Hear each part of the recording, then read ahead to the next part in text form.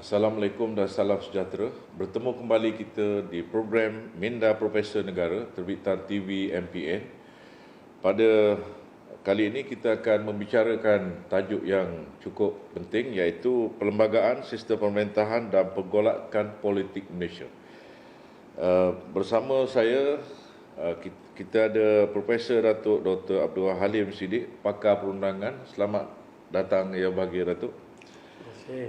Dan untuk memulakan bicara kita pada hari ini, saya akan memberikan senario yang berlaku pada minggu sudah 13 Oktober secara tepatnya, di mana kita ada kita panggil intens politik ataupun tahap politik yang tinggi bila ada percubaan untuk menukar Perdana Menteri kita Yang Bahagia Datuk melalui cara yang agak pelik. Sebab dalam sistem perlembagaan yang berasaskan Westminster, kita ada Yang Tuan Agong, tetapi biasanya bila kita nak menukar Perdana Menteri, proses itu dilakukan di Parlimen, seperti undi tidak percaya.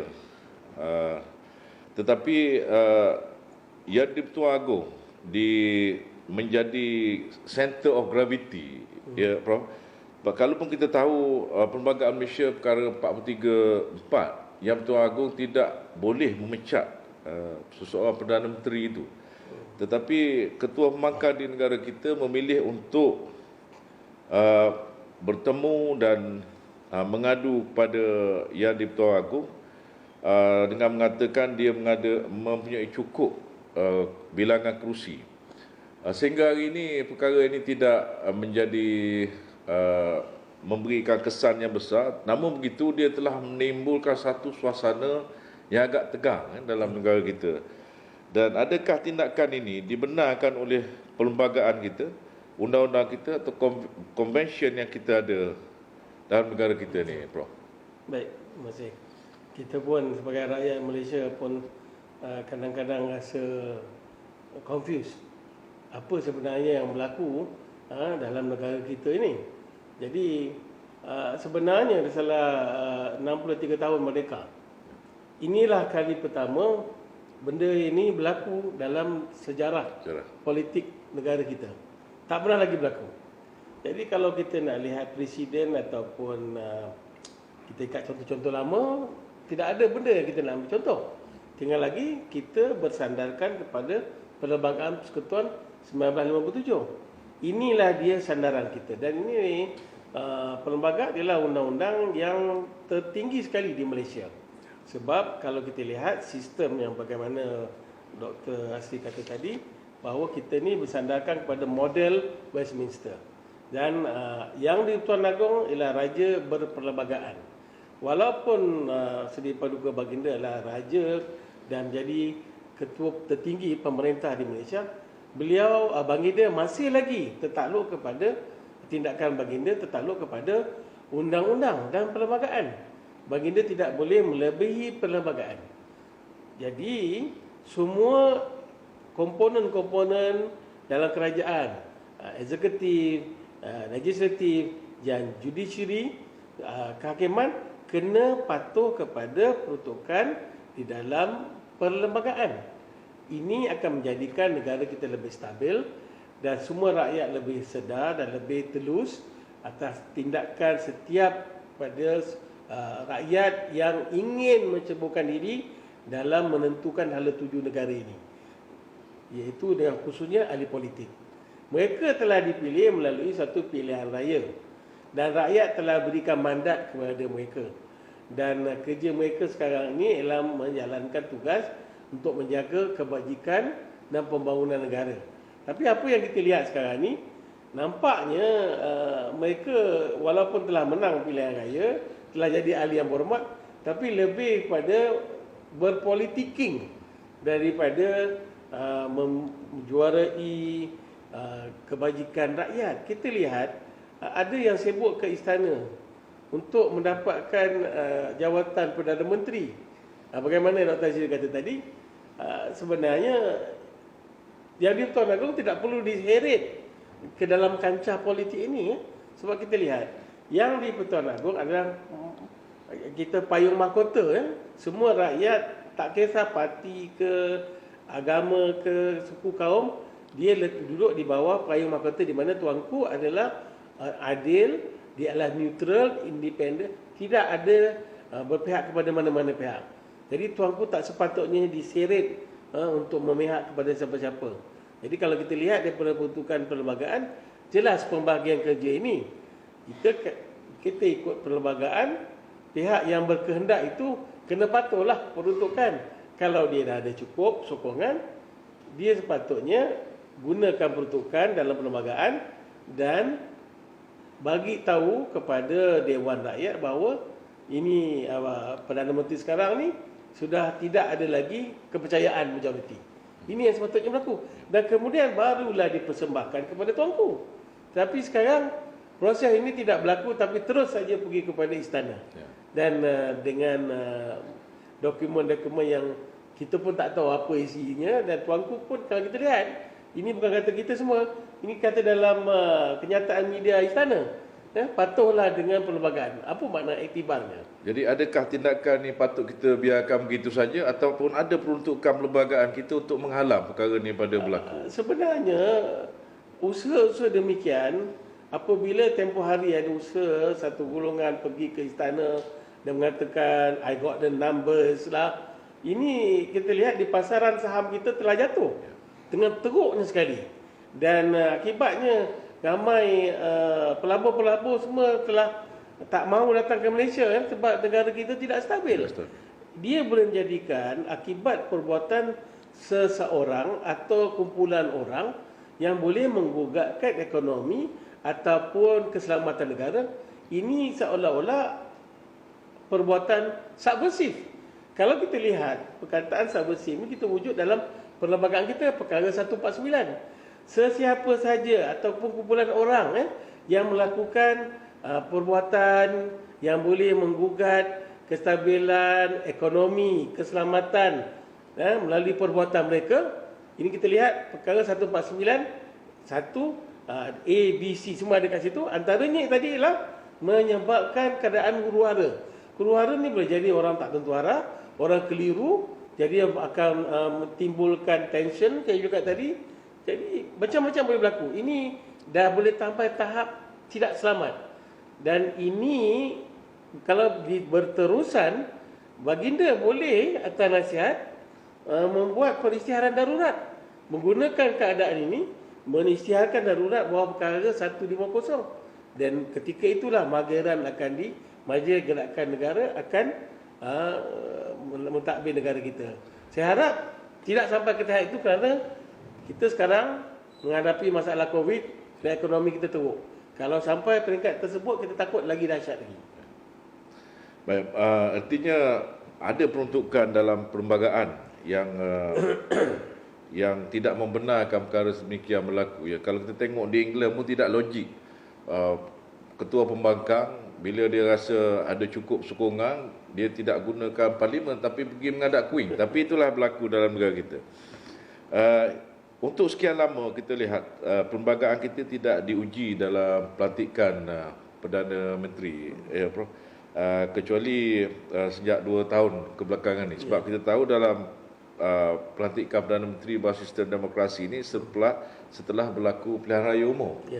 Jadi proses di tengah-tengah itu sangat jelas apa yang dinyatakan oleh perlembagaan kita, terutama berkenaan dengan undi tidak percaya dan sebagainya. Tetapi apabila seorang ketua pembangkang yang begitu lama berada dalam parlimen kita seolah-olah tidak memahami situasi ini, institusi yang di-Pertuan Agong juga digunakan, adakah terdapat peruntukan dalam perlembagaan kita yang menghendakkan Yang Pertuan Agong apabila mendengar rayuan pihak tertentu, Seri Paduka Baginda Yang di-Pertuan Agong perlu membuat pemeriksaan, memastikan the sitting Prime Minister tu mempunyai cukup kerusi, ataupun ini beban ini terletak kepada pihak yang mendakwa dia telah ada cukup kerusi tu. Okey, hal macam ini kan saya kata tadi hanya berlaku di Malaysia setakat inilah. yang soalan tadi tu amat relevan sekali. Kalau kita ambil senario yang berada yang berlaku di Sabah, Pilihan Raya Negeri Sabah berlaku oleh sebab tuntutan yang dibawa oleh Yang Berhormat Tan Sri ketika itu Tan Sri Musa Aman bahawa dia mendapat sokongan 32 orang cukup ahli Dewan Negeri untuk menyokong beliau supaya boleh wujudkan kerajaan, telah tidak dilayan oleh TYT. Oleh sebab itu apabila beliau tidak dapat berjumpa dengan TYT untuk menyerahkan nama-nama tersebut dengan bersama-sama dengan orangnya, bukan saja buat SD, dia bawa juga YB tersebut datang, tapi tak dapat jumpa. Sementara itu Menteri Besar Lama telah mohon untuk membubarkan kerajaan Dewan Negeri. Dan sekarang kita ambil senario itu bawa ke Parlimen Malaysia. Sepatutnya orang yang mendakwa dia mempunyai sokongan atau kepercayaan majoriti berlawanan dengan Perdana Menteri yang ada, beliau kena tunjuk bukti dengan penyokong-penyokong beliau. Apa salah letak gambar, letak nama ataupun bawa orang tu semua. Kalau tak mahu buat ke dalam Dewan Parlimen, pergi. Kali ni pergi ke buat appointment jumpa Yang Tuan Agong, bawalah 2 bas ke 3 bas, semua 100 berapa? 120 katanya gitu kan. 120 dan bawa inilah dia orang yang akan sokong saya. Jadi tuanku akan tengoklah mana orang tu. Dan masa itu tuanku kena gunakan kuasa budi bicaranya sepenuhnya menilai sebagaimana yang berlaku apabila Tun Mahathir letak jawatan dan tiada ada kekosongan. Tuanku telah menggunakan kuasa bicara sepenuhnya dengan buat analisanya baginda sendiri dan buat keputusan ini dia Tan Sri Muhyiddin ada sokongan, maka dia dijemput untuk mengklaim sebagai Perdana Menteri.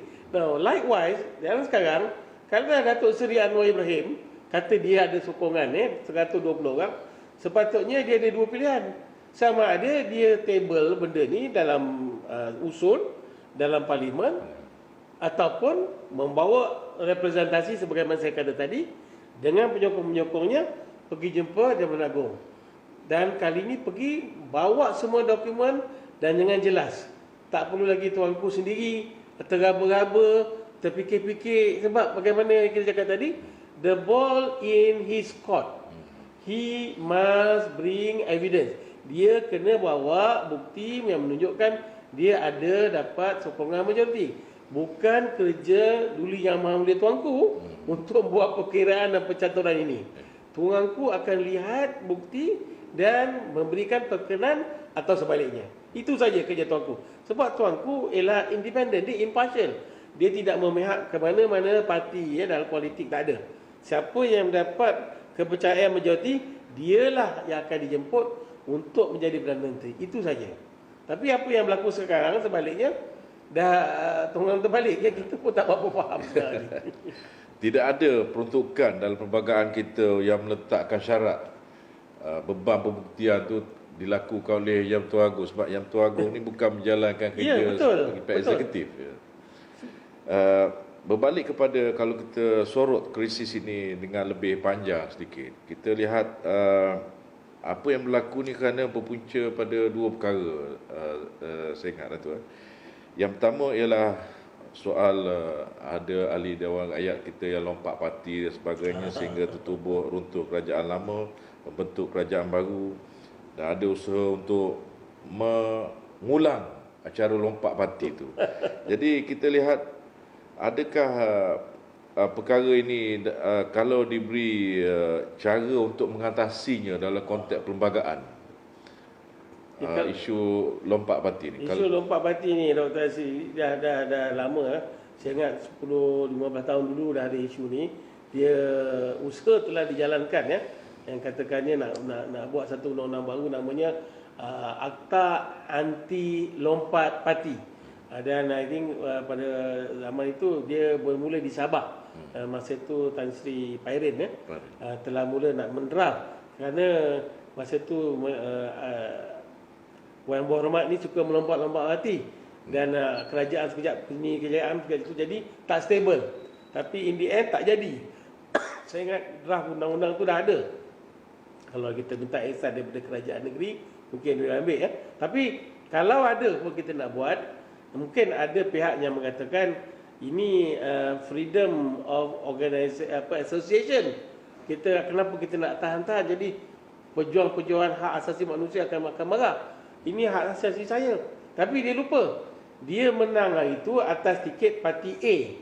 Rakyat semua percaya dekat dia, undi di parti A.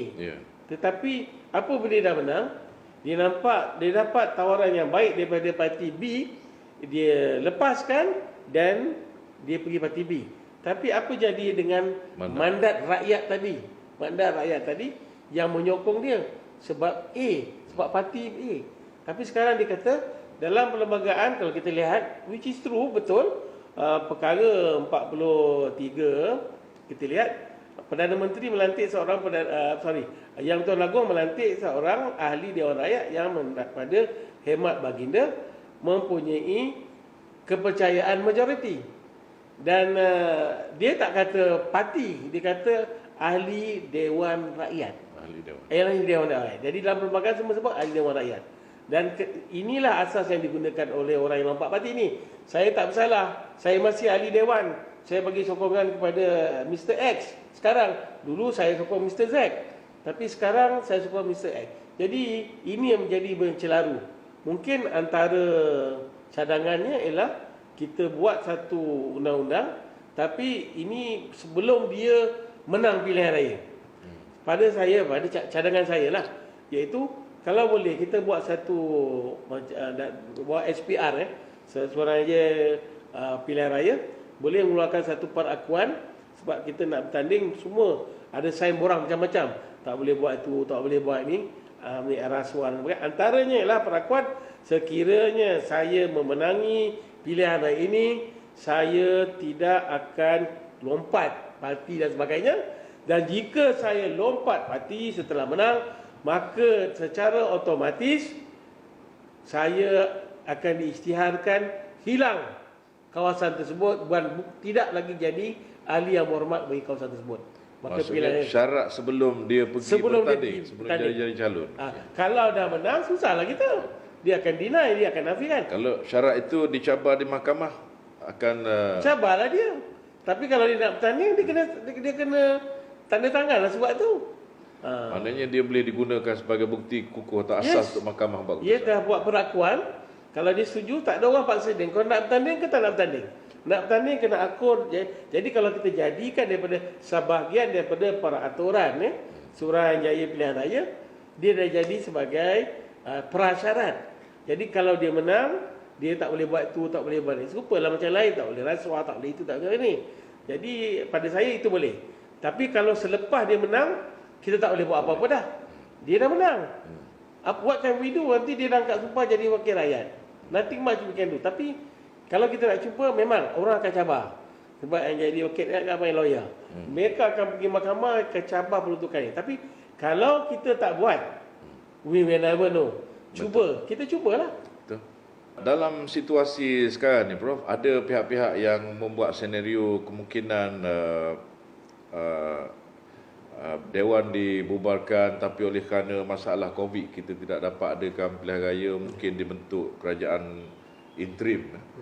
Jadi persoalan saya, adakah kerajaan interim atau kerajaan sementara ni ada diberi peruntukan dalam perlembagaan atau tidak? Kalau ada, berapa lama tempoh dia? Apa syarat yang melayakkan dia dilantik sebagai PM interim? Baik. Jadi dalam Malaysia punya legal history, saya ingat dan sejarah perundangan kita tak pernah lagi ada kerajaan interim atau Perdana Menteri interim. Yang pertama dapat jawatan Perdana Menteri interim ni Tun Mahathir. Dia pertama. Jadi kalau kita lihat dari segi interim atau ad hoc ini sementara, kita lihat kalau kita lihat di kerajaan Mageran ataupun apabila telah diisytiharkan darurat, jadi yang memerintah itulah Majlis Gerakan Negara, dan ataupun apabila telah diisytiharkan pilihan raya umum atau pilihan raya negeri, Ketua Menteri itu ataupun Perdana Menteri, mantan Perdana Menteri akan terus memikul tanggungjawab pentadbiran saja dan tidak boleh tandatangani apa-apa dokumen seperti bajet dan sebagainya. Itu saja. Tetapi daripada day to day running of the country dia boleh buat. Jadi dia punya tujuannya interim ni atau ad hoc ni supaya negara kita berjalan dengan baik, berterusan, elektrik, air, hospital dan sebagainya semua berfungsi dengan baik. Pilihan raya berjalan tapi pentadbiran negara, livelihood, kehidupan kita jalan seperti biasa. Cumanya berapa lama? Berapa lama tertakluk kepada keperluan. Ini very subjektif benda ni. Kita kena lihat keperluan. Jadi untuk mengisytiharkan darurat, untuk mengisytiharkan bahawa kerajaan sementara ini atau Perdana Menteri sementara, mereka perlu mendapat fakta yang cukup sebelum buat keputusan dan mendapat restu daripada Yang di-Tuan Agong. Yang di-Tuan Agong perlu dimaklumkan juga sebelum baginda bersetuju. Kenapa perlu ada kerajaan sementara? Kenapa nak buat Perdana Menteri interim? Jadi apabila baginda telah dimaklumkan dengan semua fakta, barulah baginda boleh buat keputusan. Macam tempoh hari Yang Berhormat Tun Mahathir diberi kepercayaan oleh Tuanku untuk menjadi Perdana Menteri interim. Sementara baginda menjalankan tugasnya yang lain untuk mencari orang yang ahli Dewan Rakyat yang ada kepercayaan majoriti mengambil tempat Tun Mahathir. Saya ingat kalau contoh yang paling terdekat dengan kita ialah darurat lah. Darurat memang ketua angkatan tentera di atasnya ialah ketua tertinggi ialah Tuanku, jadi Tuan Agong. Tetapi perjalanannya dijalankan oleh Mageran, Majlis Gerakan Negara dengan menteri-menteri, mantan menteri dan jeneral dengan ketua puli dan sebagainya. Dia akan menggerakkan negara ini. Tujuannya supaya rakyat tidak sengsara. Semua ameniti, semua kemudahan asas semua berjalan dengan baik. Baik, semasa dalam situasi normal di mana kita ada kabinet, perlembagaan kita jelas meletakkan Yang di-Tuan Agong mesti bertindak berdasarkan nasihat diberikan oleh Perdana Menteri dan kabinet, kecuali apabila dalam kes pelantikan Perdana Menteri dan soal pembubaran dia akan terima atau tidak. Dalam situasi andai kata kita Perdana Menteri meletak jawatan dan kita tidak boleh mengadakan pilihan raya, tapi sebelum itu jika Dewan dibubarkan, kabinet sudah tidak ada lagi, siapa yang kalau mengikut perlembagaan boleh menasihati Tuanku? Atau Tuanku boleh minta nasihat daripada badan mana? Ya, sebenarnya kalau kita lihat, kalau dia bila ini semua ada berkaitan dengan undang-undang. Semua ini ada kaitan dengan undang-undang sebab perlembagaan, undang-undang dan perjalanan harian pun ada kaitan dengan undang. Jadi penasihat undang-undang yang utama sekali dalam negara ialah Kamar Peguam Negara, iaitu kita punya Peguam Negara kita. Kita lihat di Jabatan Peguam Negara ada beratus lawyer yang full time. Kerjanya ialah menjalankan tugas menasihatkan semua agensi kerajaan dan semua peringkat negeri dan negara, terutamanya Yang di-Tuan Agong, dalam menjalankan tugas dan membuat keputusan yang boleh melibatkan kebajikan rakyat. Jadi peguam memang ramai dan mereka ada kepakaran semuanya sama ada peringkat negeri ataupun luar negara. Dan sampai itu dari segi keselamatan kita ada Jeneral Angkatan Tentera kita, Ketua Angkatan Tentera terus, dan keselamatan dalam negeri kita ada Ketua Polis negara kita, dan kita dari segi kehakiman kita ada Ketua Hakim negara kita. Jadi semua ni lengkap. Dan KSN dari segi perhubungan dan sebagainya kita ada Ketua Setiausaha Negara. Mereka ini memang duduk dalam jawatankuasa khas ini menasihatkan kita punya Yang di-Tuan Agong. Dan apabila dia diberi what we call informed, dia diberikan informed facts dengan semua cukup lengkap, barulah baginda boleh buat keputusan. Berapa lama nak buat, berapa lama nak buat, apa nak buat, apa dia baginda setuju. Jadi ini surat-surat ni akan dibagi kepada Tuanku. sama nak tanda tangan, sebab biasanya dalam keadaan yang seolah-olah macam darurat lah, sebab tak ada pemerintah. Jadi dia punya ketua tertinggi ialah Yang di-Pertuan Agong. Dia akan keluar decree, watikah-watikah ni akan dikeluarkan oleh Tuanku. Tapi pelaksananya, ini kita ada memainkan peranan, itu dia bawah KSN, IGP, Angkatan Tentera, dan semua ni akan menjalankan tugas masing-masing. Dan Tuanku memang ini penasihat ni. Kita nakkan penasihat, tapi kita tak nak punah sihat. Punah sihat ni bahaya. Itu yang jadi, yang huru-hara ada orang dapat punah sihat. Itu yang sebab kejap-kejap pergi ke istana, kejap pergi istana. Ini yang kita tak nak. Tapi Tuanku insya-Allah ada penasihat yang dah bersedia. Tapi orang ni semua bukan orang politik. Ini orang yang kerjanya ialah memastikan negara kita berjalan dengan baik. Tak kisahlah parti mana pun yang menang menjadi Perdana Menteri, pentadbiran negara, kebajikan rakyat berjalan seperti biasa. Dari penjelasan Prof tadi, kita jelas perlembagaan kita menyusun institusi-institusi utama seperti Yang di-Pertuan Agong, Badan Eksekutif, Badan Legislatif dan Judiciary. Proses yang berlaku selama ini membuktikan dia berjaya mewujudkan satu kestabilan dan ketenangan kepada rakyat kita untuk memajukan kehidupan dan juga ekonomi. Malangnya apabila krisis ini berlaku, apabila dia uji di luar daripada kerangka perlembagaan yang membenarkan itu. Apa komen yang bagi Prof? Ya, kita lihat rakyat Malaysia sepatutnya bersatu padu dalam suasana kita menangani isu global ni, pandemik COVID-19 ini. Dan tak kisahlah sama ada yang menyokong kerajaan atau menjadi pembangkang, mereka semua ada tanggungjawab utama sebagai warga negara.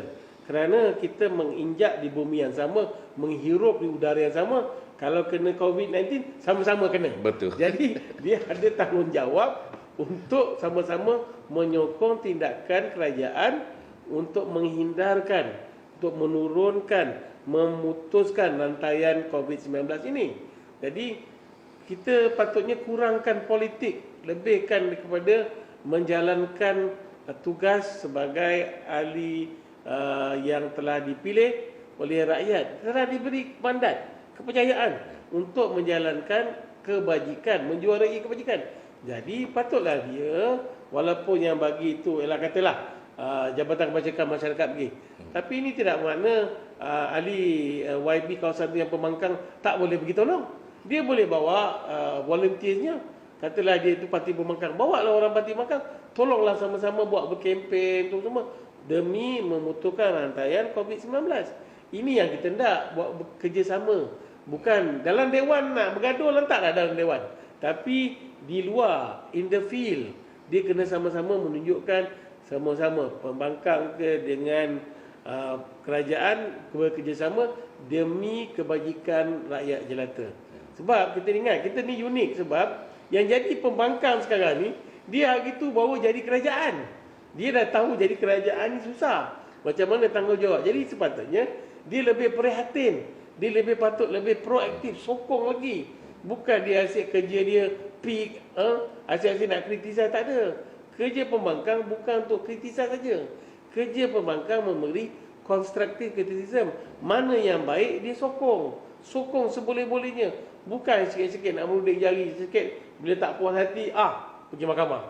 Jadi kerahlah kerajaan dengan agensi beban yang besar, dengan ramai agensi pejabat awam yang meninggal dunia oleh sebab COVID-19, tinggal anak bini semua ada yang meninggal.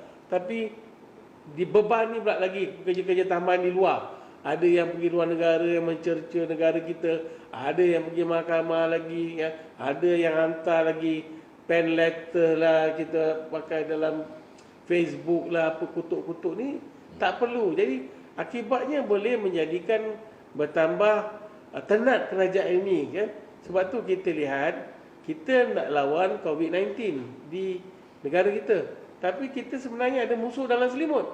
Ni musuh dalam selimut ni bahaya. Dia ibarat api dalam sekam, dia terbakar sikit-sikit, boom, dia boleh meletup. Ini yang kita tak nak. Dan Satu lagi, ramai orang kata, perlembagaan ini berat sebelah, perlembagaan ini tak guna. Jadi persoalannya, dia menuding jari ke orang, dia lupa dia pun salah. Sebenarnya ini pandangan ini adalah berpunca oleh sebab tidak ada ilmu. Dia tidak ada ilmu mengenai perlembagaan kerana dia tidak mau belajar. Jadi kalau orang tak mau belajar, dia nak bawa kereta, dia tak ambil lesen, nak ambil lesen kena belajar. Dia dapat je kereta, dia dalam boom bilang kat orang. Akibatnya tu, dia kata dia tahu bawa kereta. Ini baca perlembagaan. Dia tak faham tapi dia kata tu tak betul. Jadi satu lagi ialah orang yang suka ambil piecemeal. Apa yang dia suka, ini bagus, freedom of expression, association, aku suka. Tapi pada masa yang sama, jangan menghasut orang pun ada dalam perlembagaan. Ini dia tak suka. Jadi ambil yang seronok ke dia, yang tak seronok kat dia, dia tak ambil. Jadi orang macam ni yang patut kita kena galakkan mereka pergi belajar lagi. Tu bahasa lembut lah tu. Okay. Hormatilah perlembagaan kerana itulah asas kepada kestabilan dan kesepaduan yang menjadi punca kita mencapai kemajuan dan pembinaan tamadun pada masa yang akan datang. Jadi sekian saja buat masa ini, masa yang kita ada. Kita mengucapkan banyak terima kasih kepada Sama-sama. Prof. Dr. Abdul Halim kerana sudi berkongsi idea yang bernas bersama kita pada hari ini. Sekian, terima kasih. Sama-sama.